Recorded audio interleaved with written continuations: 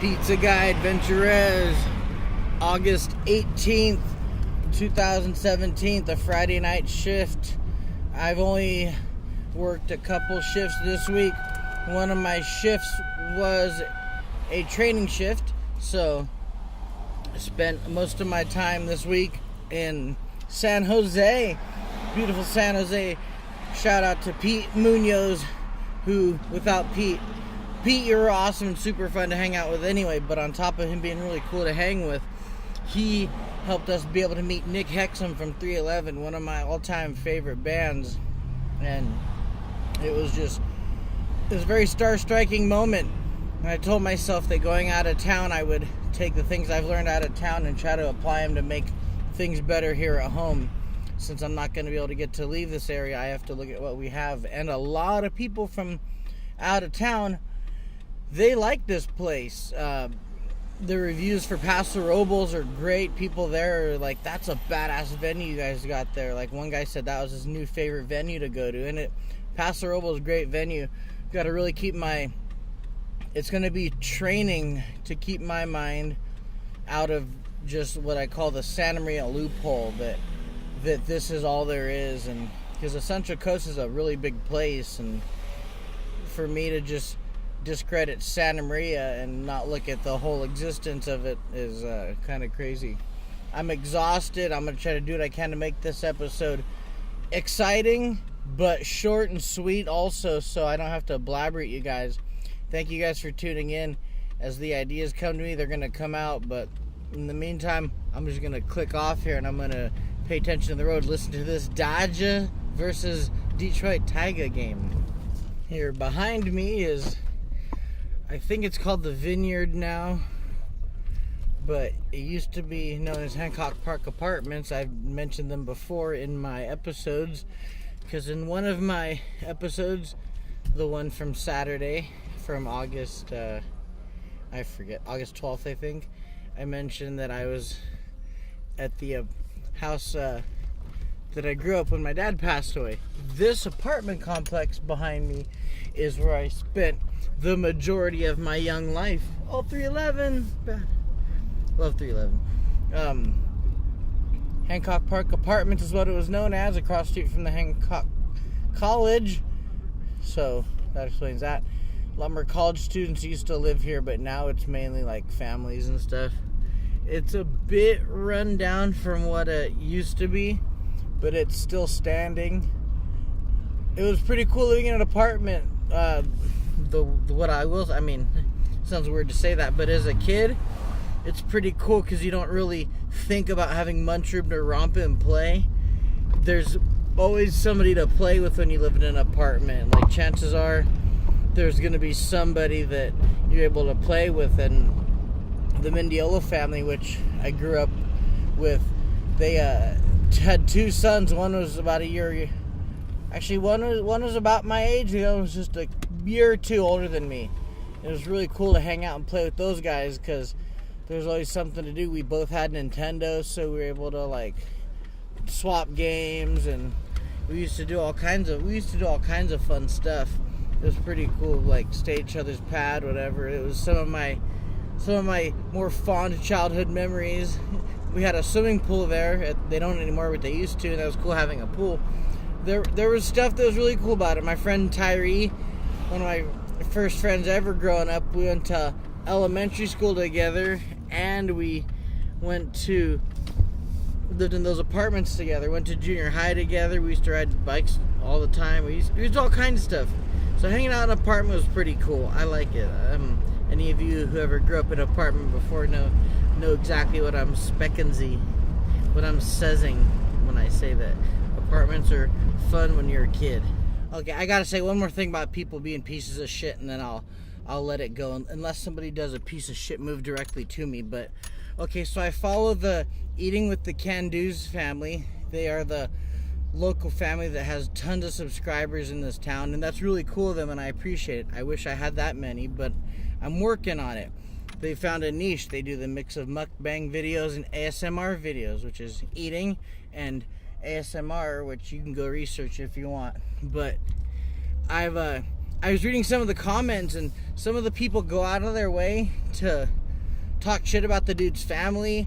They're like, oh man, like, what's wrong with that kid's hair? What's wrong with this and that? And just really going out of their way to follow them. And I don't know what to think of it, because it's like bad attention is still attention. I want to tell these people that if you're watching their videos just to have something to talk shit about, then your life really then you are a piece of shit, and that's your life. You have to sit there and watch the dude's videos and talk shit about his family. They're not old enough to stick up for themselves, and you're sitting there just, oh, like, this kid's ugly, and like, you're fucking ugly if you're gonna sit there and say shit about the Candoos. Like, they're a hard-working family, and they bust their ass to make those videos. And you might say the same thing to me about, hey, you hate on the Wolfie Raps and all those guys. Those guys, they're just all over the fucking place, and I hate them for it. And the Candoos, at least, they're like cool local people that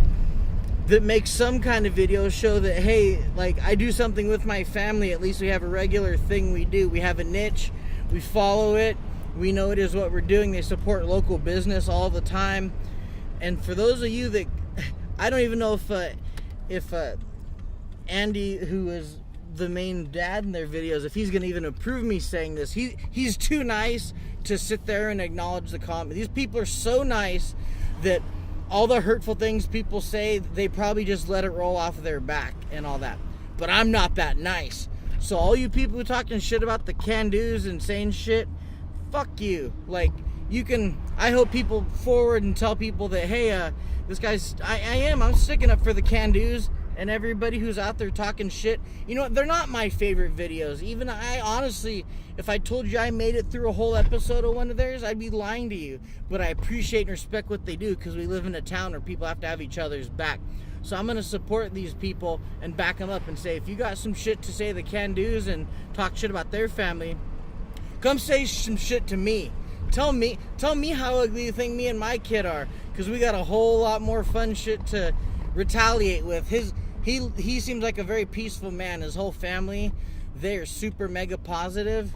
I'm positive too, but I got a negative utility belt, and I'm willing to let all you people know, if you want to talk shit about the Candoos, bring it on to me. Let me know if you think I'm a piece of shit. Tell me how I'm a piece of shit, because I'm asking for it. They're not, and I am. So if you're gonna sit there, talk shit to me, and let's see how that pans out for you. All you internet brave fucks who get all brave because no one's saying anything back. But yeah, that sucks if that's your life. If that's how you live your life, just internet trolling, then you're a piece of shit, and you deserve to be told so. And I'm telling you, I don't care if you retaliate. I don't care if you tell me you're not. So stop trolling people. Make better yourself. Build yourself up. And yeah, I was just a whole hypocrite this whole last 6.5, 7 minutes between talking shit about Wolfie Raps, and now I'm coming around talking shit about other people talking shit. But Wolfie Raps, those guys are millionaires. Once you're a millionaire, you're not a real person anymore. Then you're just those pieces of shit. So I can say what I want, because this is my channel, and this is my video, and I'm going to vent the way I want.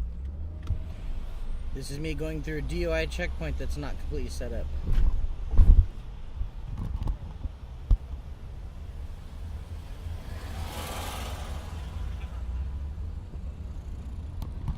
That stuff. It is nighttime. I have 3 hours to go, but at least it's nighttime. The nighttime is the right time.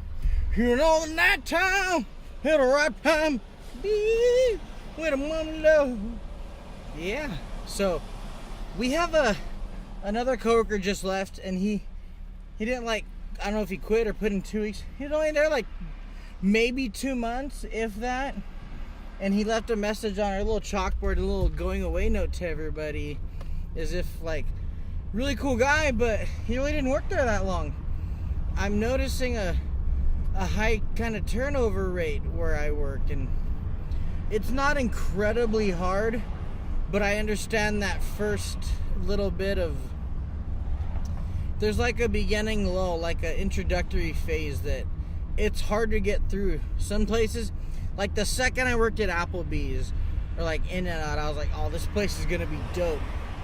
But that didn't work out so well for me at Domino's. Like, I really had to come into my own here, and thanks to like Carter, and he's not even there anymore. He moved. He's up in Visalia.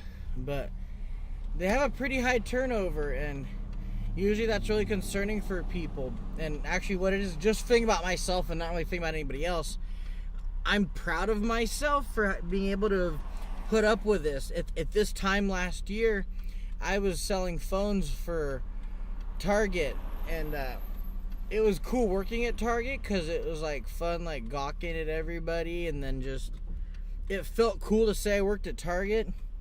That place, they treated me like shit. Like, they were just whatever. My managers were okay. Like, it was just they hated it. Everybody hated it there. It didn't feel any different than Walmart did. And there's people who work there who are like, this is way better than Walmart. Because they have less, like, cracky type customers that come into there. But for the most part, the way it's ran, it's like the same shit. So, I'm proud of myself for having held on to this job at a place where a lot of people don't hang on. I'm proud of me. So this might be the last entry of the night besides my exit segment, but I just had a delivery where if somebody new takes an order on our calling in part, they sometimes forget to mention, they'll take the order. The first thing we're supposed to ask is delivery for carry out, because as soon as you say carry out, it tacks on the delivery fee. So from the beginning, you're getting charged the $3.99. I've mentioned this before. Well, these are the opinions of me, not Domino's, yada yada, all that stuff in the beginning of the video. I believe we have one of the highest delivery fees in the game. I'm part of Pizza Delivery Driver Forums on Facebook, and I'm going to ask around, like, what do some of your local places charge? Some places don't even tack on a delivery fee, like the Chinese food place China Walk, they only tack on, I think, maybe $1.50 or whatever. We only get as drivers, I don't know if I'm sharing too much or I'm not really putting anybody under the bus, but we get $1.11 of that. And apparently it's different per mile per other places, but we get $1 of the delivery fee. Either way, I don't know what the rest of that delivery fee goes to. In a city where you're getting paid like 40-something cents a mile, like my buddy that's working up in Visalia, he tells me that they do get paid per mile 40-something cents. So if it's a $4 delivery fee, $3.99 delivery fee, I see how that rolls into going back to the driver. We only get $1.11 for every delivery, and if it's a $3.99 delivery fee, something happens to that other $2 something or other, I just had to throw some people under the bus, and I don't like doing that. I had to do the whole, I've mentioned this in other episodes, I had to use a whole bunch of I statements and go, I really agree with you, ma'am. I kind of thought that she wasn't going to pay for the pizza because it was supposed to be 22 something and it came to $26.98, but she wasn't told the delivery fee. All of that kind of almost bit me in the butt, and she was like, oh, I'm hungry and this and that, and I was like, well, you know, I can't help you pay that because I'm trying to make what I can. I gotta pay bills. I'm only working 2 days this week. I got other things. Gas. I'm down to 33 miles to empty on my car, so half of what I make tonight's going into the car for the rest of the week. I would have even liked to help the lady pay, but I pretty much did throw in like $1 so she could get it. And she was like, oh, I wanted to tip you and all that. And I understand both ends. Like, if it's that big of a deal on how much your pizza costs, maybe you shouldn't be ordering, but that's also not right to say, because ordering food can be expensive, and if you have the intention to tip, I commend you for it. It was kind of a heck of a thing I worked it out well. I used my charm and my charisma and all those God-given gifts that I've developed over my time as being a pimp-ass pizza driver to smooth it over. But I wish that I could have done that without having to be like, oh man, someone new took the order, and what I call pass the buck. So I mean, we got new people. Like I said, we have a turnover going, and I understand where everybody's coming from at my works and where customers are coming from, so it's an interesting dynamic. But I smoothed it over because I'm a smooth pimp-ass pizza driver like that. Boom! Kudos to me. Anyway, here I go. Okay, I said this was going to be the last entry, but this last route has been pretty challenging because I just came up to this house and the quoted delivery time says by 10:46. My clock in the car says 10:49, but that clock's 10 minutes fast.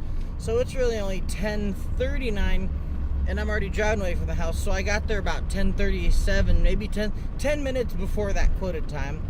I had to fiddle with the lock there at their gate to even get into the place, and that was how that just panned out. And I bring that up because right when I walked up to the house, he's on the phone with Domino's. They're going to be asking me what's going on. I'm like, well, you know what? I did my best, and that's all we can ask. I've read that in a book once, in the book called The Four Agreements by Don Miguel Ruiz. It's a Toltec book of wisdom. Now, I don't know how much our lives now compared to the Toltecs, but in the Four Agreements, it basically mentions 4 rules of living life that really, really will help keep you on track daily if you can just keep reminding yourselves for them. And of the 4 agreements, the 4th one is do your best every day, with keeping in mind that your best changes every day. Some days you give it your best and it really isn't that good. Other days you give your best and it's awesome. And that's what I did over here. I gave my best. They got my best. I was just leaving that delivery where the lady kind of stood there and had some words about the fact that the delivery fee got tacked on after her total was given to her. And then this guy was all in the same route delivery. So I think that's it for me for the night. I'm not saying I'm checked out, but I think that's the end of my time. Like by the time I get there, they're gonna see that I'll hit my 6 hours and I didn't get a break, so I'll probably end up cashing out right now. But I just had to throw in that last bit of thing there. I'm gonna end this in a moment here, so let me go ahead and pull up to my Domino's and cash out, and I will be getting at you in probably a blink of an eye or so. Pizza guy AdventurEZ closing up shop for the night. This is my last segment for the show. I guess you can call it a show because it's about the length of a show. Thank you guys for tuning in. Those of you who made it this far, for all my insight and my madness and my good fun. I really appreciate every one of you tuning in. I really do. I can't say it enough. I want to find a way to show you that I appreciate it. So I'll be having the giveaway pretty soon here. So thank you guys again. You know, keep it real, but not when keeping it real goes wrong, like Dave Chappelle. Thank you guys. I appreciate it. With Beatbox out.